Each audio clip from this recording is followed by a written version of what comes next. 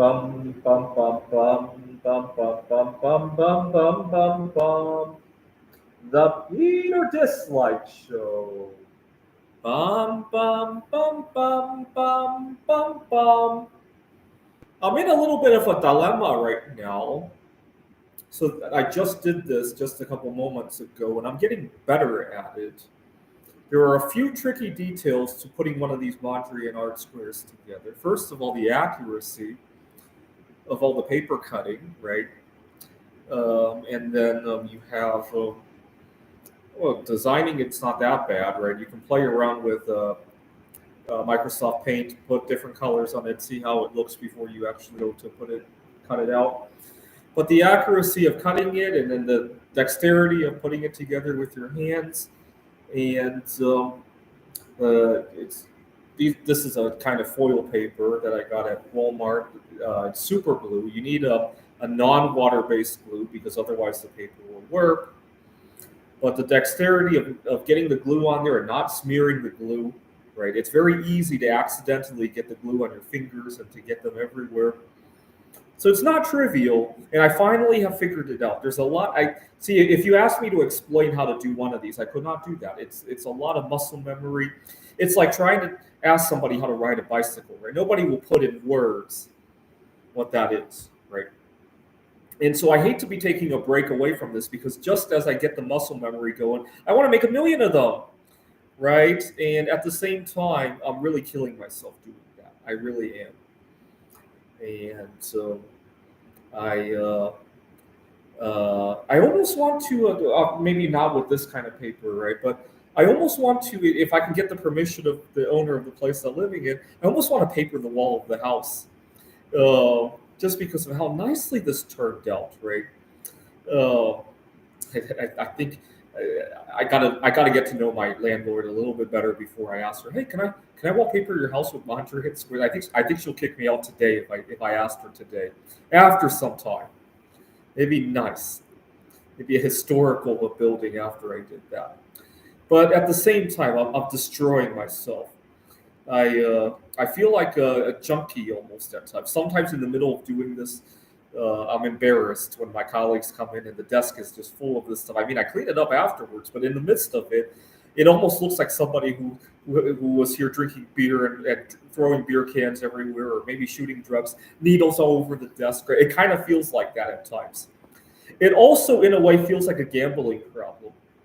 When I was in college, I had a few friends who played poker online, and so two notable stories stick out. First, my friend was still in high school at the time. I was going to college part time, and it was Christmas Day, and or just before Christmas anyhow. And my friend sent me an instant message over AOL Instant Messaging. That's what we used back then, right? This was before the days of text messaging on your phone. This was before the days of Facebook, or maybe Facebook had been invented, but it was early in the life of Facebook. He asked me if I could loan him about $50 or so. I asked him what happened, and he said that he had just been getting ready to go Christmas shopping, and he thought he could double his money playing poker first, and he lost it. I think it was only local poker; it wasn't online. He was playing poker with some buddies. He thought he could double his Christmas budget, but instead he lost it all. And I was 17 years old at the time, I think, and I felt no sympathy for him because I didn't have time to go gamble, let alone the money to gamble. I was busy working on a math problem called Ramsey theory. That was my passion back then, and I was listening to my friend tell me that he lost $50. And then I already talked about this yesterday, but I had another friend who thought he had beat the casino at their own game. He was gambling online, and he said that you just needed to be slow and steady. He would always win $10 and quickly make a run for it. I asked him, what's the point if you're only going to win $10? He said, well, it's for beer money, it's for just odds and ends, right? If I need $10, I just treat it like an ATM, right? I win $10 and I run for the hills every time, right? That was his strategy. I think what he would do is what we call the martingale system. He would bet $10, either win and quickly run for it, or he would lose and then he would bet $20 to try to chase back the 10.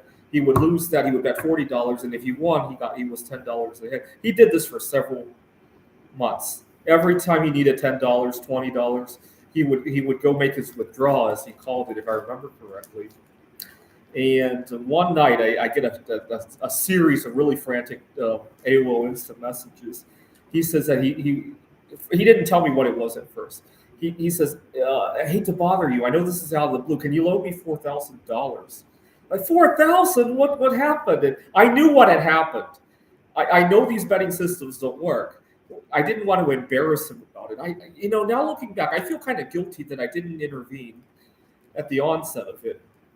But I asked him what happened, because he was really frantic. It sounded like he could have needed a medical issue or maybe a death in the family. That's how frantic he sounded. He says that he was in the middle of a betting session, and oh my God, if he doesn't have this $4,000 to make the next bet, he's going to lose everything that during this session. And I didn't want to tell him how he was completely wrong about it. I just said, I don't have this. You're the one with the system. I'm not. In fact, I was kind of envious. All this time, you had all this money to go party because you would just use your system every time. I didn't want to laugh at him, so I pretended like he was the right. He was in the right, and I said, "Well, good luck. I hope you find a buddy who has that money." I knew he wasn't going to go get any further with that, but I still wished him good luck. Fast forward 20 years later, now I'm the one who has to chase losses and make those withdrawals and all that. It really feels like that, right? Sometimes I'm in a losing streak with my art, and I feel like I could almost, I might not be begging for money, right? Especially not with the bismuth art. When you lose there, you just remelt your stuff, right? This stuff maybe, right? I usually don't beg for money, but what I might do is beg for time, right? I call out on various social activities, maybe even be late for work, right? Sometimes, to send an email to my students, hey, I'm running 10 minutes late. That I have done a couple of times, right? It kind of feels like my friend when he was asking me to loan him $4,000, right? It kind of feels like that when I have to resort to that because I'm on a losing streak with my art and trying to make up for it, right? This is the Peter Dislike Show. Anyways, this weekend I'll probably go to a 12-step program in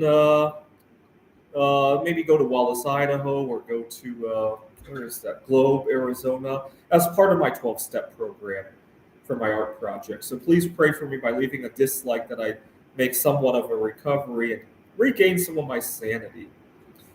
This is the Peter Dislike Show. Bum bum bum bum bum bum bum bum bum bum bum bum. The Peter Dislike Show. Bum bum bum bum bum bum bum.